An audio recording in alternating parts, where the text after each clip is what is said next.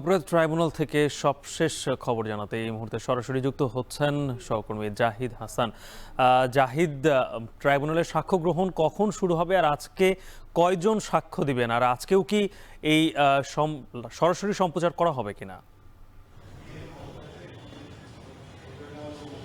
গালিব সাবেক প্রধানমন্ত্রী আওয়ামী লীগ সভাপতি শেখ হাসিনার বিরুদ্ধে আন্তর্জাতিক অপরাধ ট্রাইব্যুনালে 5টি অভিযোগে মামলা দায়ের করা হয়েছে। এই 5টি অভিযোগে তার বিরুদ্ধে গতকালই সাক্ষ্য গ্রহণ শুরু হয়েছে এবং গতকাল একজন সাক্ষী দিয়েছেন যিনি জুলাইয়ের আন্দোলনের একজন ভুক্তভোগী, তিনি আহত এবং তিনি তার অঙ্গ হারিয়েছেন। আজকে দুজন সাক্ষীর সাক্ষ্য দেওয়ার কথা আমরা জানতে পেরেছি, তবে তাদের নাম পরিচয় এখন পর্যন্ত আমরা জানতে পারিনি।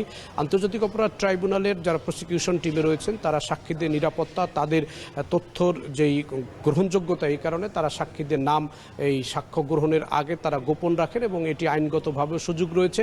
এ কারণে যখন সাক্ষী শুরু হবে, আদালতের কার্যক্রম শুরু হবে আজকে 3 সদস্যের যে ট্রাইব্যুনাল রয়েছে বিচারপতি গোলাম মর্তুজা মজুমদারের নেতৃত্বে, সেই ট্রাইব্যুনালে যারা সাক্ষী দিবেন যখন সাক্ষী শুরু হবে তখন তাদের আমরা নাম পরিচয় জানতে পারবো। তবে তাদের কোনোভাবেই তাদের বিষয়ে বিস্তারিত গণমাধ্যমে বলা যাবে না, এটি অনুরোধ করা হয়েছে গতকালকেই। একই সঙ্গে যারা এই আজকে সাক্ষী গ্রহণ করবেন তাদের সাক্ষ্য গ্রহণ সরাসরি সম্প্রচার করা হবে না, কারণ শুধু সূচনা বক্তব্যই গতকালকে সম্প্রচার করা হয়েছে। আজকে যারা সাক্ষী দিবেন এই সাক্ষীদের সাক্ষ্য গ্রহণ যে পর্ব সেটি কোনোভাবেই সরাসরি সম্প্রচার করা যাবে না এবং তাদের বিস্তারিত পরিচয় গণমাধ্যমে বলা যাবে না বলেই এটি তারা অনুরোধ করেছেন প্রসিকিউশনারি টিমের পক্ষ থেকে।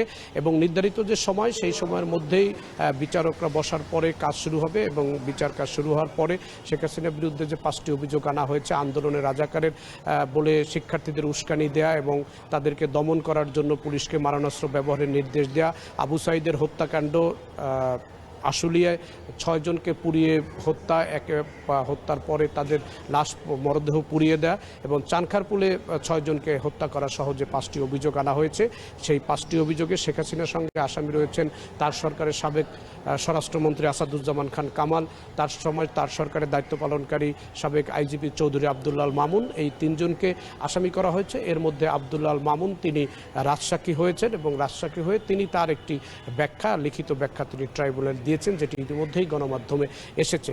তিনি গতকালকে ট্রাইব্যুনাল উপস্থিত ছিলেন, তার উপস্থিতিতেই সাক্ষী দেওয়া হয়েছে এবং তখন পুলিশের কি ভূমিকা ছিল সেই বিষয়গুলো গতকালকে যিনি ভুক্তভোগী ছিলেন তিনি সেই সাক্ষী দিয়েছেন।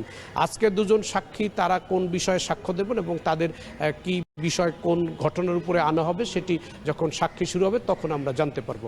গালিব, জুলাই গণহত্যা মামলায় আজকে দ্বিতীয় দিনে শেখ হাসিনার বিরুদ্ধে 2 জন সাক্ষী তাদের সাক্ষ্য দিবেন ট্রাইব্যুনালে। সেই বিষয়ে সর্বশেষ জানাচ্ছিলেন সহকর্মী জাহিদ হাসান।